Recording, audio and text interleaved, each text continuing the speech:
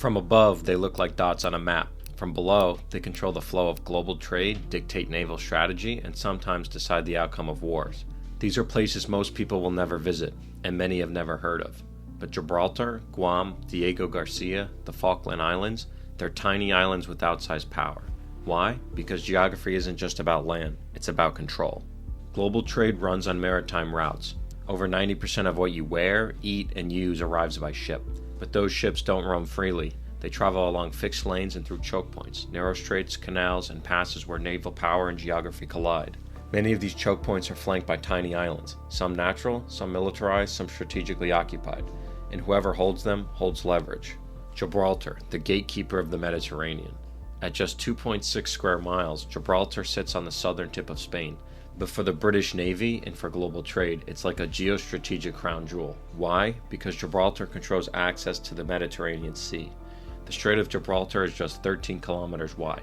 Every ship entering or exiting the Mediterranean has to pass through this narrow strait, and often by Gibraltar's fortified port. Oil from the Middle East heading to Europe, container ships from Asia heading to North African ports, naval fleets deployed to the Suez Canal or beyond. All of it passes Gibraltar. That's why the UK has held on to it since 1704, despite ongoing Spanish claims. Today, it's not just a naval station, it's a political symbol, a forward base for NATO, and a reminder that who owns the shore can shape the sea. Guam, America's unsinkable aircraft carrier. Guam is 6,000 miles from San Francisco, but it's technically U.S. soil. That gives the United States a massive forward military presence in the Pacific Ocean. Often called the tip of the spear, Guam is critical for U.S. naval operations in East Asia, surveillance over China, North Korea, and Southeast Asia, housing strategic bombers, submarines, and thousands of troops.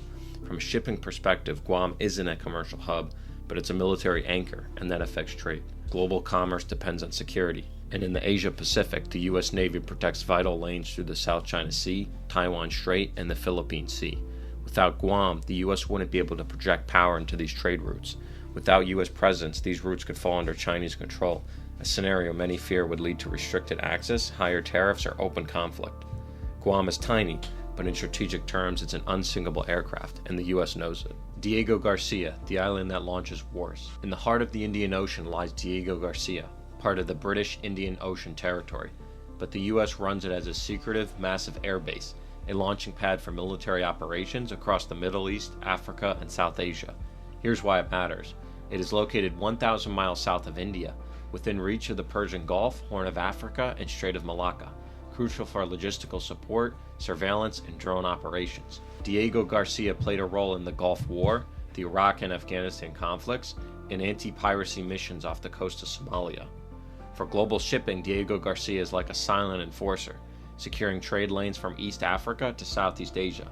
It is the reason the U.S. can quickly respond to oil threats near oil choke points like Hormuz or Malacca. And yet, it's controversial. The native Chagosian people were evicted in the 1960s and 70s to make way for the base. Mauritius claims sovereignty over the island, backed by a UN ruling, but the UK and US have refused to return it, citing security concerns. The Falkland Islands, why Britain fought a war. Falklands are a tiny group of islands in the South Atlantic, closer to Argentina than to London. But in 1982, Britain sent a full naval task force to reclaim them from an Argentine invasion.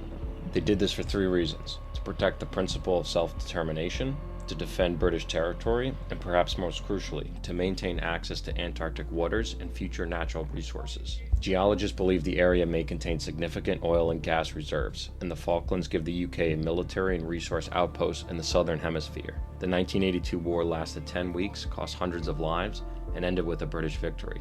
Today, the islands are still a source of diplomatic tension, and a military base remains in place. So why do tiny islands matter in global trade? Here's the logic. They control choke points. Whoever holds the land near a strait can control what passes through. They enable power projection. You can't fly bombers or deploy fleets from your home country alone. You need overseas bases. They shape supply chains. Secure islands equals secure shipping equals stable trade. Insecure islands equal piracy, smuggling, and conflict. They're politically symbolic. Holding onto islands shows resolve. Losing them signals weakness. Modern examples in future conflicts. The battle for tiny islands isn't over. In fact, it's escalating. China is building artificial islands in the South China Sea and arming them. These lie in contested waters with vital shipping lanes.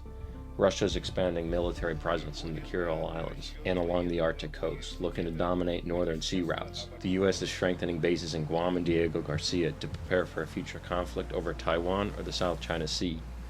NATO has strategic outposts in Iceland, Cyprus, and the Azores, enabling rapid response across the Atlantic. In short, islands are the new battleground, not just for territory, but for control of trade, energy, and influence. Thanks for watching.